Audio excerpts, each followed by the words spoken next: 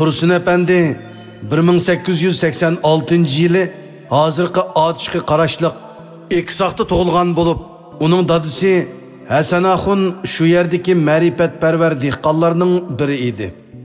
Dadisidan boshlang'ich saviyadagi ba'zi bilimlarni puxta o'zlashtirib, ba'zi muhim diniy savodlarni egallab qolmay, yana Qur'oni Karimning ma'lum qismini yod olgan Tursun Efendi 1894 yildan boshlabla Hüsenbay ve Baudunbay yurti Eksoqda qurgan Hüseyniye mektebida o'qishga boshlagan.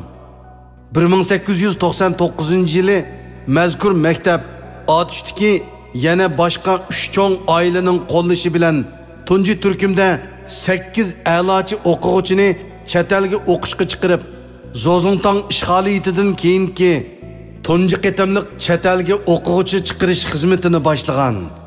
Tursun Efendimi shu 8 nafar o'quvchi ichida bor edi. Ular shu chaqdagi Osmoniylarning poytaxti İstanbul shahrida o'qishni boshlab, 1905 yili har biri birdan fanni puxta egilab, shu yillar Eksoqqa qaytib kelib, Hüseyniye mektebida ishga tushgan. Shuning bilan bu maktabdagi o'qituvchilar qo'shinining soni va sifati zo'r darajada yuksalgan.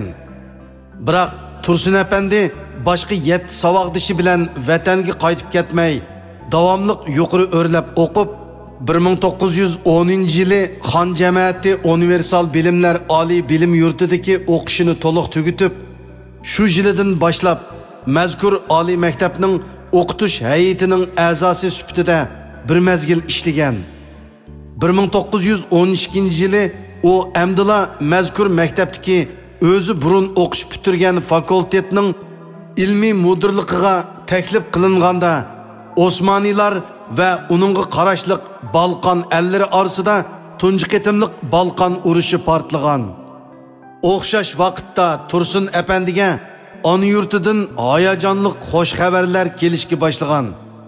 U Jiroq İstanbulda turib 1912 yili Sharqiy Turkistonni qayta yutib olganiga 33 yil bo'lgan Manching xonligining zavol topganligini, Qumulda Temir xalifa va Turpanda Mo'ydin xalifaning cho'ng qo'zg'olon ko'tarib, Manching xonligining qalduq millatarislariga qarshi ozodlik urushini boshlab ketganligini anglab qolmay, yana Qashqar tarafdami Uyg'ur tarixida kam uchraydigan erkin ozoda siyosiy muhitning turtkisida avam ichida oqartish va uyg'onish harakati bo'layotganligini anglagan.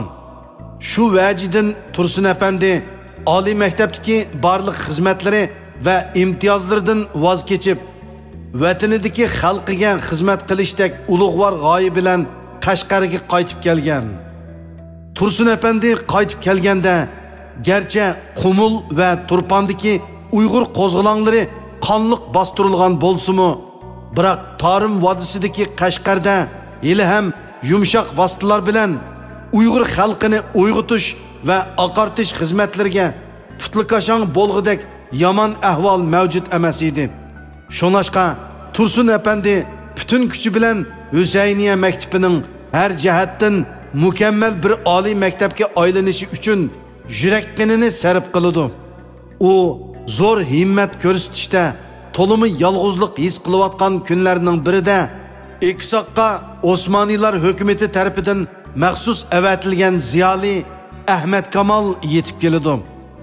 Rodus arlida tug'ilgan Ahmad Kamal Ilqul Qashqarga yetib kelgan eng dastlabki mezgillarda har jihatdan bir qator to'salg'ularga va qiyin jarayonlarga duch kelgan bo'lsa-mu, ammo uning har vaqt qat'iylik bilan ching turishi, ma'rifatparvar Bahauddin Musobayning homiylik qilishi, Tursun Efendi boshliq sabdoshlarining pozitsiyasi, shundaqla Abduqodir Damollam, Ali Hoji qatorliq yerlik sarxillarning qo'llashi bilan 1914 yili 4-oyning 19-kuni Otishda o'qituvchilarni tarbiyalaydigan Daril Muallimin İttihad maktabi ochilgan. 1914 yilning oldingi yarmida Qashqar va Otishda bir mahal jush urib rivojlangan Yeni Ma'rif hareketi Ahmet Kamalning oldi bilan jamiyat qurish, ya'ni islomiy xayriya jamiyati qurib, xalqning kuchi orqali ma'rifga iyani to'plash hamda uni keng xalqning ommaviy harakatiga aylantirish tashabbusidan boshlangan. Bu tashabbusga oldi bilan Tursun Efendi qatorliq sabdoshlari aktiv ovoz qo'shib, avomga ulgu bo'lgan.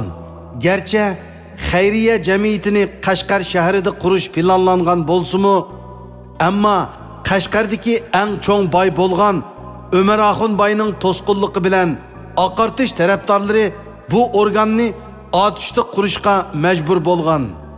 Yang Zingshin 1914-yildan boshlab Uyg'ur yangi ma'rifiga to'sqinlik qilib, Ahmet Kamal va boshqa turk va germaniyaliklarni Sharqiy Turkistondan qo'g'lab chiqargandan keyin 1917-yildan boshlab butun Sharqiy Turkistondagi Uyg'ur xalqini usti ochiq turmaga solab, chet el bilan bo'lgan bardi keldini butunlay uzib etgan.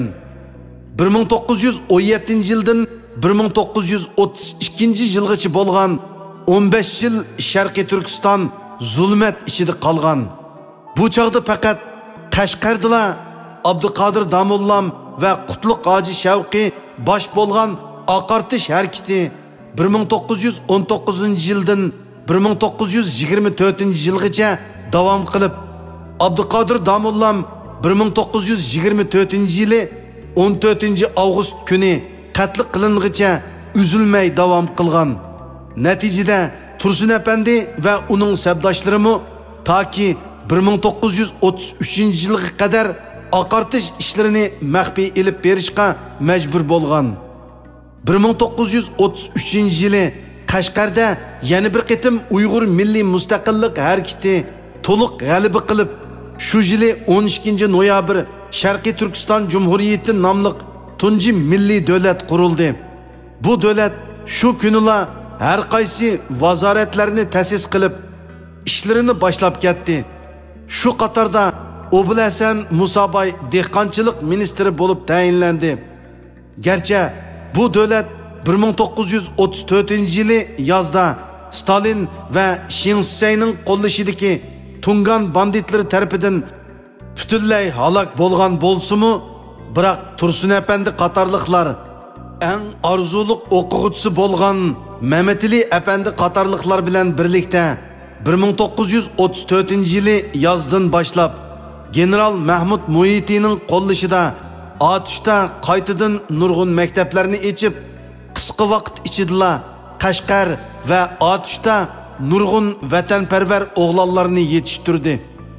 To'limi afsus, tarix chaqi 1937-yili aprelga kelganda Qashqar va atishni yana bir qitimliq cho'ng fojia bosdi. Shu yili 2-aprel Mahmud Muhiti Qashqardan ayrilib Hindistonga chiqib ketgandan keyin Qodiraji boshchiligidagi KGB kuchlari shu yili 5-oyda Qashqar va atishda keng ko'lamlik cho'ng terrorlik harakati qo'zg'ab, barliq dangdar o'limalar va ziyolilar, islohotchilar, o'yg'oq yurt oqsoqollari va vatanso'yar jasur o'g'lonlarni tutqun qilib, Qashqarni shu chog'dagi eng cho'ng usti ochiq turma qilib qo'ydi. Qodirajining kalli kesar g'altisi Razaq Mavlanov oldi bilan Qutlug' Hoji Shavqi va Tursun Efendi qatorliq oqartquchi ustozlarni qiynab o'ltirgandan keyin oxirida o'ltirishga ulgurolmay qolgan Mehmetali Efendi boshliq 300 nafardan ortiq ma'rif sarkilarini 1937-yili 30-may kecha o'q tutib va ustiga benzin chechib ko'ydirib etib Qashqar yangi shaharga qochib ketgan. Atsi Qashqarga zafar quchib kirgan Abduniyoz Kamal qo'shoni Qashqar Yavog' turmusidagi bu fojiali ko'rinishni ko'rib, butun vatanni ozod qilish yo'lida odoqcha urush qilishga qasam berishgan. 1937-yildagi fojia 1957-yili, 1966-yili, 1978-yillari, 1990-yili 1997 yılı, 2009 yılı ve 2017 yılları qayta tekrarlandı. Bırak Uygurlar zulümge kılçı tiz bükmedi. Bundan keyinmi yavga tiz bükmeydi. Tarixten buyan Uygurlarga tasavvur qilg'usiz ziyankeşliklerini ve zulüm sistemlerini salgan düşmanlar arka-arkadan halak bulup tarixning sahnesidan tushib qolgan bo'lsa, dal aksicha Uygurlar bilan hamkorlashgan ve Uygurlarni ustoz tutqanlarning davlati ve nesli hali ham davomlashmoqda.